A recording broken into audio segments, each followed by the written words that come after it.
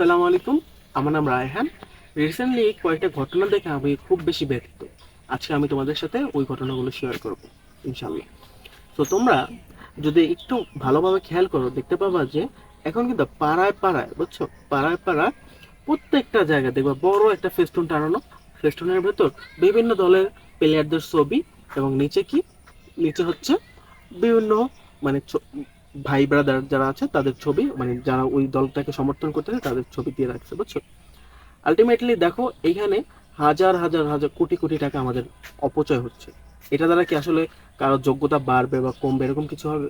কোন লাভ হবে? লাভ হবে না। কিন্তু আমরা যদি পঙ্গু হাসপাতালে যাই অথবা কিডনি হসপিটালে যাই, তখন দেখতে পাবো যে হাজার হাজার মানুষ ওরা আসলে টাকার জন্য, টাকার অভাবে ডায়ালাইসিসটা পর্যন্ত করতে পারতেছে না। অনেক মানুষ দেখতে পারবো বাংলাদেশে যদি খুঁজি, মানে তারা টাকার অভাবে হয়তো বা তিন বেলা ঠিক মতো খাবারও খাইতে পারতেছে না। বাট এই দেশে মানে এরকম একটা সোসাইটিতে আমরা বিলং করতেছি, সেখানে আমরা কি করতেছি যে হাজার হাজার কোটি কোটি টাকা আমরা আসলে এই একটা কোনো কাজে, মানে তোমার আলটিমেটলি কোনো বেনিফিট দিবে না এরকম একটা কাজে আমরা ওয়েস্ট করতেছি, বুঝছো। এটা খুবই বেশি হতাশাজনক। অ্যান্ড এইটা নিয়ে কথা বলার মতো মানুষও খুব কম, এই জন্য আমি বলা শুরু করলাম, ঠিক আছে। তো আলটিমেটলি আপনারা আমাকে হেড করতে পারেন, খারাপ জানতে পারেন, সেটা নিয়ে আসলে কোনো আমার মাথা ব্যথা নেই।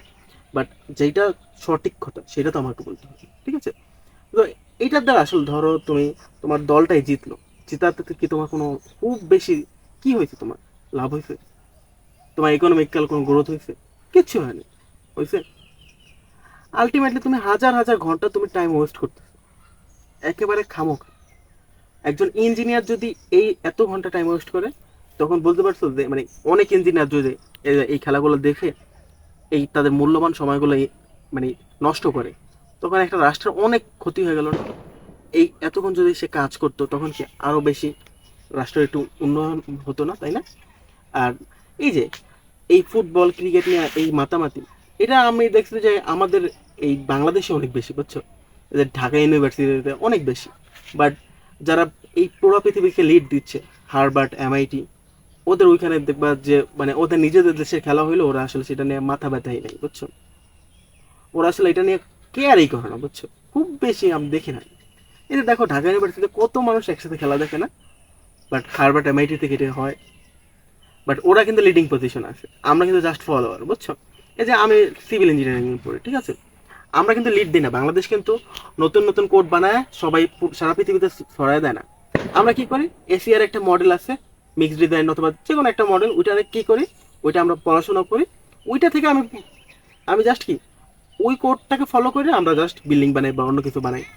এরকম প্রায় প্রত্যেকটা ফিল্ডে, সায়েন্সের প্রত্যেকটা ফিল্ডেই বাংলাদেশ বা আমরা কিন্তু লিড দিই না। ওরা ওই যে হার্ভার্ড এমআইটি যারা আছে, ওরা রুলস বানায় দেয়, আমরা ফলো করি, বুঝছো। তো এটা ভাবার বিষয় যে আলটিমেটলি দেখো এটা তো আসলে আমাদের জাতিগত হিসাবে খুব বেশি উপরে উঠে এরকম না, কিন্তু আমাদেরকে আসলে আস্তে আস্তে ডাউন, নিচের দিকে নামাচ্ছে, বুঝছো। আর ওদের উপরের দিকে, ওদের স্লোপ কি পজিটিভ, আমাদের স্লোপ নেগেটিভ। তো আমি জাস্ট আমার ওপিনিয়নগুলো শেয়ার করলাম। আলটিমেটলি আমাদের সবার এই বিবেক আছে, ভালো খারাপের সিদ্ধান্ত নেওয়ার দায়িত্ব আপনাদের। আমি এই কথা বলে আপনাদের এগুলো বন্ধও করতে পারবো না, আমার সেই ক্ষমতাও নাই।